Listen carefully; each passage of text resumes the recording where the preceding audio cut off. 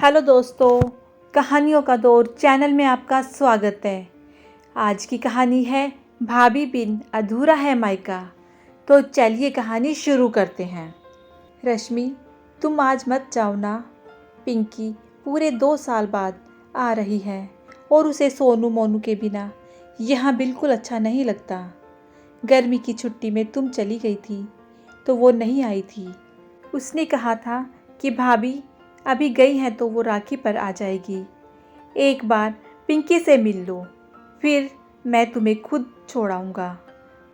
पर निखिल, मुझे भी तो अपने भाई को राखी बांधनी है और फिर ये त्यौहार भाई बहन का त्यौहार है, तो मैं अपने भाई के साथ मनाऊँगी और पिंकी अपने भाई के साथ। रश्मि अपना और बच्चों का बैग पैक करते हुए बोली। निखिल की छोटी बहन पिंकी राखी पर अपने 1 साल के बेटे को लेकर आ रही है। वो चाहती है कि जब वो मायके आए तो उसके भतीजे और भाभी सभी घर पर हों, पर रश्मि रुकने को तैयार नहीं थी। उसे लग रहा था कि पिंकी उसे मायके जाने से रोक रही है, वरना मम्मी जी, पापा जी और निखिल के यहाँ होने पर भी वो ये क्यों बोलती कि भाभी यहीं हो तभी आऊँगी। तभी सोनू मोनू भी अपनी मम्मी से बोलते हैं, मम्मी हमारा भी मन नहीं है नानी के घर जाने का, बुआ से मिलते हैं ना। और इस बार तो बुआ के साथ उनका क्यूट सा बेबी भी आ रहा है। रुक जाओ ना मम्मी। अपने 5 और 8 साल के बेटों के मुंह से ये सुनकर रश्मि आग बबूला हो गई और बोली, सब पर बुआ का रंग चढ़ा है। जब यहाँ थी तब भी तुम दोनों उनके ही पीछे घूमते थे और अब उनकी शादी होने के बाद भी तुम्हारा उनसे लगाव कम नहीं हुआ। मैं कुछ नहीं जानती, तुम दोनों को तुम्हारी नानी ने बुलाया है तो तुम दोनों मेरे साथ चल रहे हो।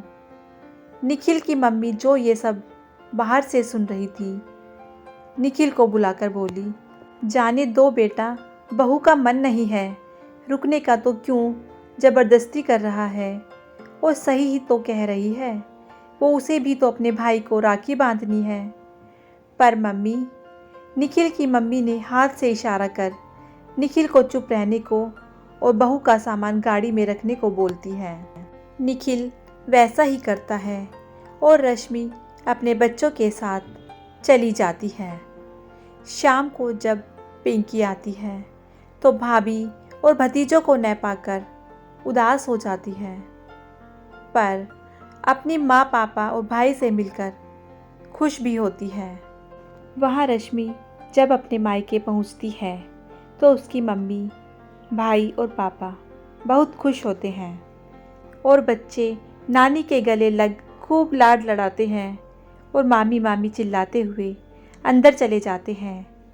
रश्मि माँ के गले लग उनके हालचाल पूछती है। तब तक बच्चे आकर अपनी नानी से पूछते हैं, नानी मामी कहाँ गई है? अंदर तो नहीं है और चिंटू भी नहीं है, कहीं बाहर गए हैं क्या? हाँ बेटा, चिंटू भी अपनी नानी के घर गया है। आज सुबह ही तुम्हारी मामी भी अपने भाई को राखी बांधने गई है। 1 मिनट को रश्मि को झटका लगा, फिर ये सोच कर कि मम्मी, भाई, पापा तो हैं, एक भाभी भतीजा नहीं तो क्या हुआ। थोड़ी देर मम्मी से बातें करती रही और मम्मी को किचन में हेल्प भी की। फिर बच्चों को खाना खिलाया। बच्चे खाना खाते हुए भी मामी के हाथ का बना हुआ खाना याद कर रहे थे। बच्चों को तो उनके मामा और नानी ने प्यार से खिला दिया, पर खुद रश्मि को भाभी के बिना खाना बड़ा अजीब सा लग रहा था। भाभी होती तो हंसी मजाक करते हुए खाना बनता और खाया जाता। चिंटू भी सारा टाइम बुआ बुआ करता, उसके आसपास ही चक्कर लगाता रहता और सोनू मोनू का मन भी तो उसी से लगा रहता। भाई की शादी उसकी शादी के बाद हुई थी। भाभी के आने के बाद जब भी वो मायके आई, हमेशा भाभी को यहीं पाया। ये पहली बार था कि वो यहाँ नहीं थी। रश्मि को कुछ सोचता देख उसकी माँ ने पूछा, क्या हुआ बेटा, बहू के बारे में सोच रही हो? अगर उसे पता होता तुम आ रही हो तो वो न जाती। तूने उसे बताया था ना कि तेरी ननद आ रही है राखी पर, तो उसे लगा तू नहीं आएगी, इसीलिए वो चली गई। अब ज़्यादा मत सोच, हम सब तो यहाँ हैं। रश्मि मुस्कुराकर कर सोने चली जाती है, पर उसकी आंखों में दूर दूर तक नींद नहीं थी।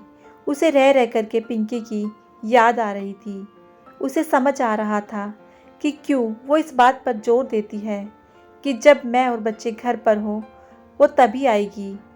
जब मुझे चिंटू की इतनी याद आ रही है, जबकि मैंने उसके साथ ज़्यादा टाइम नहीं बिताया, तो मेरे बच्चे तो पिंकी की गोद में ही बड़े हुए हैं।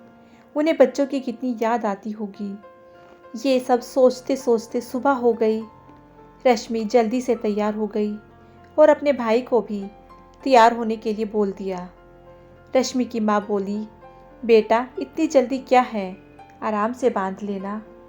नहीं माँ, मैं भाई को राखी बांधकर घर वापस जाऊंगी। वहाँ पर बच्चों की बुआ को बच्चों के बिना बहुत बुरा लग रहा होगा। मैंने कभी इस तरह से सोचा ही नहीं था। आज जब भाभी के बिना यहाँ इतना अधूरापन महसूस किया तो पिंकी की हालत समझ पाई। सच कहते हैं कि माँ के बिना अगर मायका सूना है तो भाभी के बिना मायका अधूरा है। तभी बच्चे खुश होकर आते हैं, सच्ची मम्मी हम घर चल रहे हैं बुआ के पास। हाँ बेटा, बस तुम्हारे मामा को राखी बांध दूँ फिर चलते हैं। रश्मि की माँ रश्मि को गले से लगाकर कहती है, मेरा प्यारा बच्चा, अपनी गलती जब समझ आए तभी सुधार लेनी चाहिए। हमेशा ऐसे ही अपने परिवार का ख्याल रखना। रश्मि अपने भाई को राखी बांध चल देती है अपने ससुराल, अपनी ननद के मायके का अधूरापन दूर करने। दोस्तों, कैसी लगी आपको ये कहानी? मुझे कमेंट करके ज़रूर बताइएगा। यदि कहानी अच्छी लगी हो तो कहानी को लाइक कीजिएगा, शेयर कीजिएगा और मेरे चैनल को सब्सक्राइब करना बिल्कुल ना भूलिएगा।